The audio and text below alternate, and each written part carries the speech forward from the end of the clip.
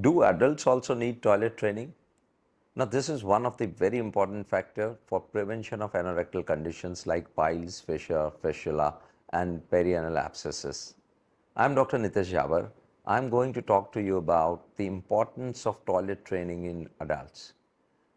Though you may find it a little funny because most of you may be thinking that you are the ones who are actually giving the training rather than receiving it. But trust me, depending on the various lifestyle changes and work demands, this particular aspect of our day-to-day living is very much neglected. So what are the things which we can do? Important thing is to create a ritual. Once you have your morning routine which includes this ritual, then your problem will be sorted out for most of the part. First and foremost is kind of preconditioning. Even before you are going to pass motion, you should have some reflex formed in terms of drinking a glass of water, taking coffee, tea, or fresh lime, whatever suits you. And then you go for passing motion. Once you go inside, then make sure if you are using a Western type of closet or commode, then you should raise the foot end by around 8 inches. Now, usually the Indian way of squatting is supposed to be the best way for passing motion because it is ergonomically and physiologically the most comfortable way. But now more than 90% of us are using a Western kind commode, so it is better to raise the foot end by around 8 inches so that your knees they come a little above the level of hip.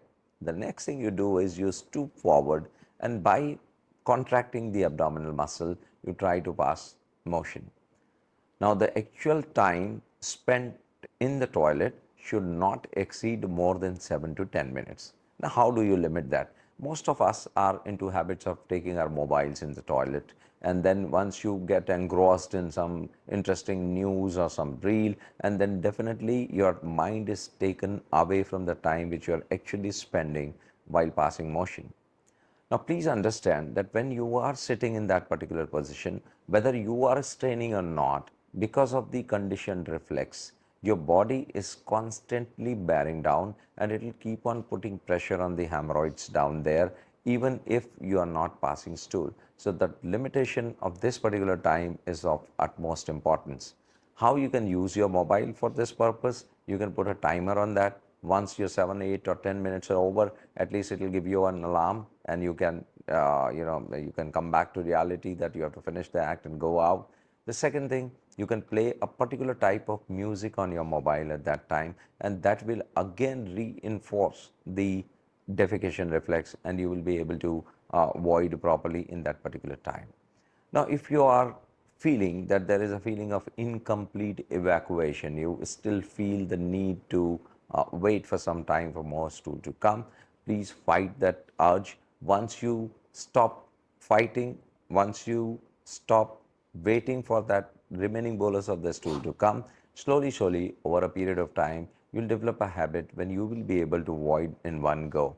Do it for a month or two, and then once this new ritual is formed, a new toilet training is formed, you'll be amazed to see the results, and that will be kind of a constipation free life for you.